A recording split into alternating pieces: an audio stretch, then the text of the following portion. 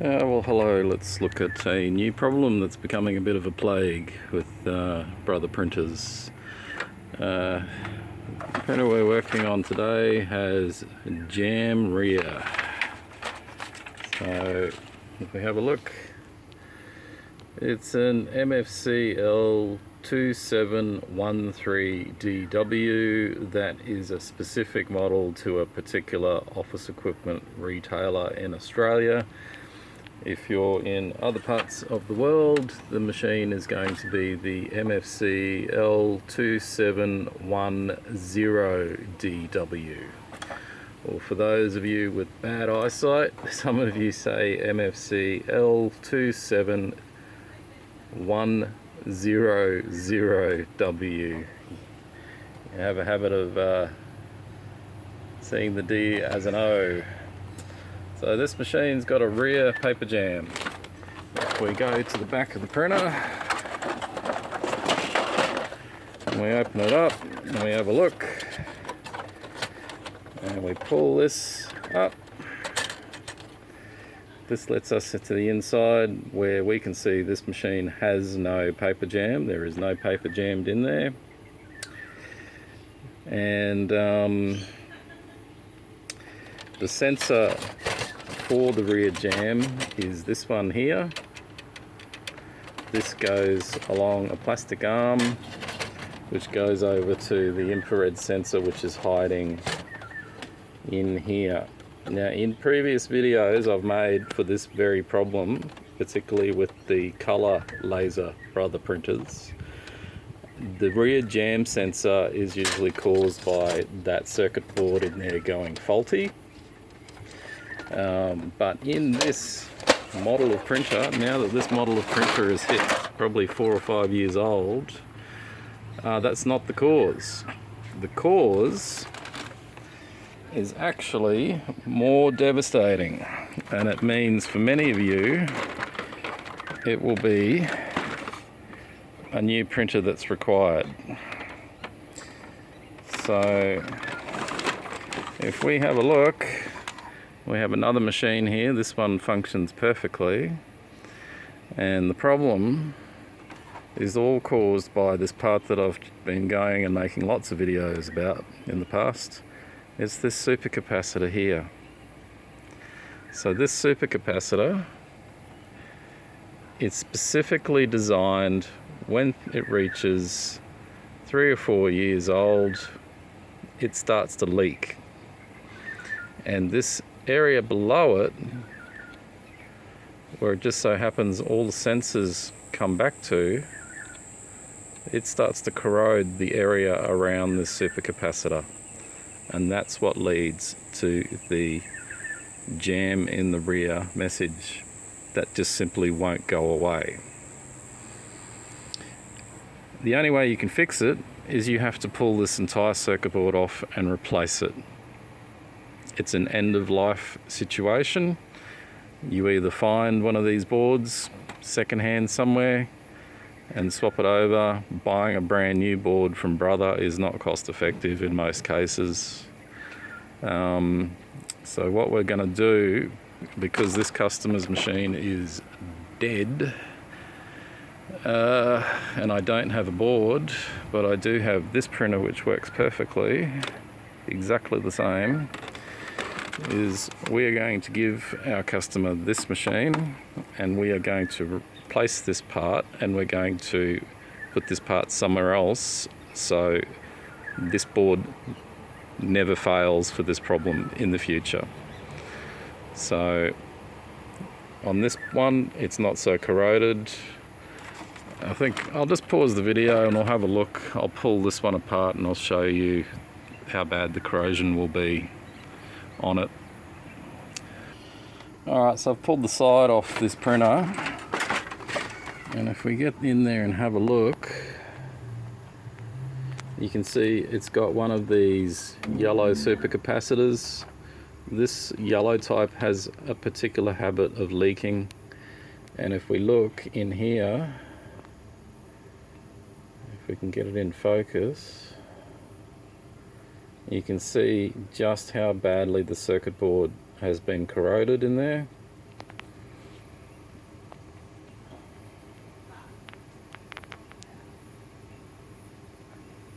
So you can, there we go. So yeah, you can see there it's all wet. That's all the alkaline contents inside that supercapacitor has come out, and that whole area is just been wrecked basically. You could spend hours redoing the soldering, cleaning it up, replacing the parts, but there's just no point. These printers only cost $350, so that is end of life for that circuit board. The rest of the printer works perfectly. There'll be nothing wrong with the rest of it. I simply have to get another board to make this printer work again. And there's no point. It's just basically e-waste. So yeah, so in order to keep this printer going, we're going to do some preventative maintenance on it, and this customer should hopefully get another 10 years out of this printer. So I'll just pause and we'll get ready for that. Alright, so we've got the machine on its side, we've got a soldering iron ready. We've got the new supercapacitor. Yes, it's a yellow one, but it's all I've got available, so I would prefer to use a black one because they don't seem to leak as much. But yeah, that's all we got, that's what we're working with. But yeah, anyway, so we got some extension wire. We're going to connect the extension wire there with some solder.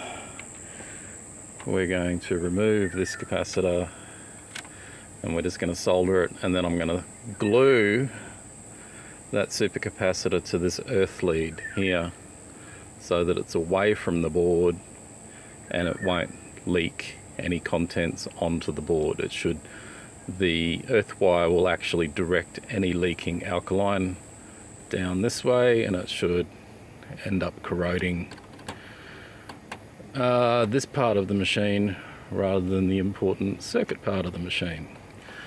So you've got to note the direction of the supercapacitor because it is polarized, being like a battery. You can see there the black arrows are pointing in that a direction. If you have a look at it, you've got the nipple on that side and you've got the butt on that side. Now you can just simply snip it off. What I like to do is I just simply move it, and you see it just snaps off cleanly. And it's really important we don't touch the components around the edge because there are surface mount components there that are just microscopic in size. There we go, we've removed the offending part. If we have a look at this one, we can see it's starting to leak already a little bit, but it hasn't damaged the board underneath. So we're just going to touch these points up with the soldering iron now and get them ready for the wires to be connected to it. Alright, that looks like it's in focus. One of these days I'll get some new glasses so I can actually see what I'm doing. Let's make sure our soldering iron is hot enough. Yep. And we're just going to quickly go in there.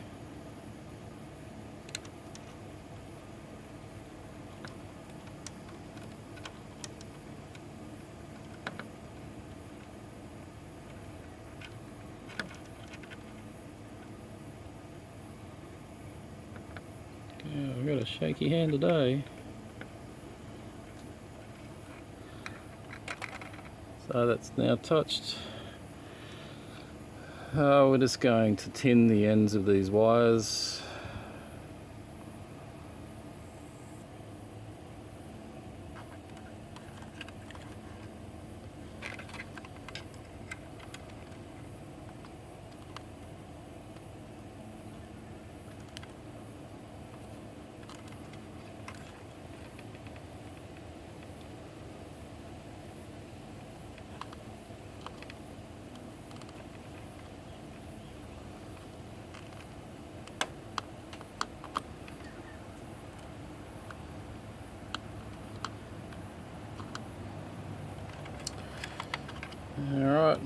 other end as well. I'm not too fussed on it being super clean and super finished. I just want it to work. So if you want to leave comments about the quality of my soldering in the comments below, I have a habit of blocking you from the YouTube channel. I don't need any more negativity in my life. Just be warned.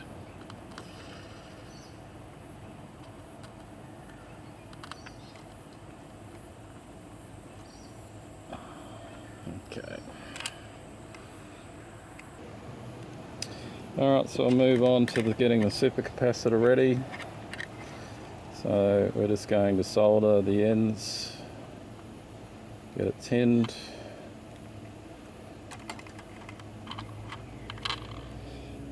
Try not to burn ourselves. Like so. And then I'll just simply connect one wire.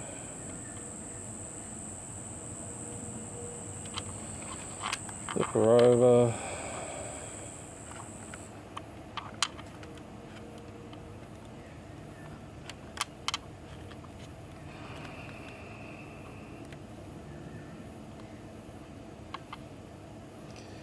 We got that connected, so that's now ready. And now we're just going to connect it to the circuit board. Alright, so now we just got to make sure we're going to put it on the right way around. So we are going to do the white lead to the left.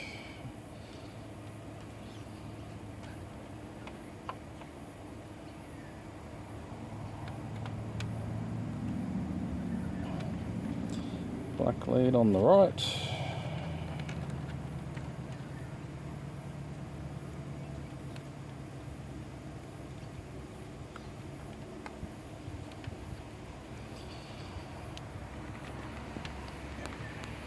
Alright, so that's now connected, and then I'm just going to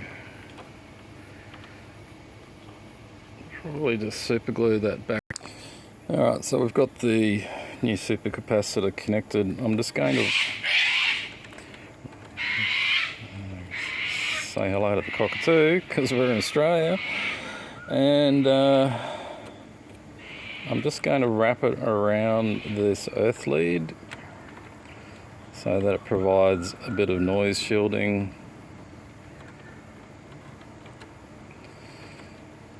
And then I'm going to just touch a bit of super glue on there to keep it there, and then maybe put a bit of electrical tape around it, but it's away from the circuit board now, and that should prevent this circuit board from corroding down here and give this machine a chance at an ultra long life. And I want that for this customer because this customer buys lots of cartridges from us, or I hope she'll be buying lots of cartridges from us in the future. So we want to keep this printer going as long as we can. So I'll just finish it up and show you the end. Okay, so we've got the leads super glued together now. We've just got the supercapacitor floating in the air. I thought I'll just stick a piece of cardboard between the two, or fold. I've cut this in it, so we bend this over like so. Fold that underneath, and then that way when we put the cover on it, it just simply sits there. When this leaks, the cardboard will absorb any of the leaking electrolyte, and that protects the circuit board below from being corroded. Of course, these surface mount capacitors, electrolytics will eventually leak, but that might take 10 years. So, and this customer should enjoy a very long life with this printer now. And so we'll just put the side back on, and we'll make sure everything still works, and we'll drop it off. Of course, we just need to make sure that the speaker that's on the side here does not come in contact with it. So I'll leave that up to you to work out. But yeah, that's it. It's pretty much done. Alright, so the cover's back on. I shall plug it in.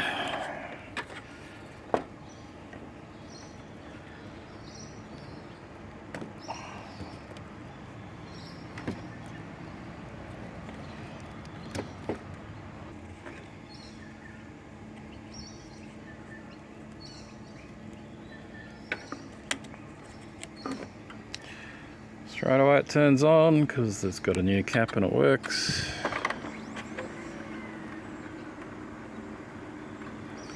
And yeah, this customer's good to go. So, thanks for watching. This is the preventative maintenance you got to do to keep your printer running longer than the built-in life cycle that the manufacturer builds into them. Hope that helps you out. If you need to buy a supercapacitor, you can head over to my website, fixitfastelectronics.com. We sell them there and we ship worldwide for free. So, yep, thanks for watching. I'll see you in the next video.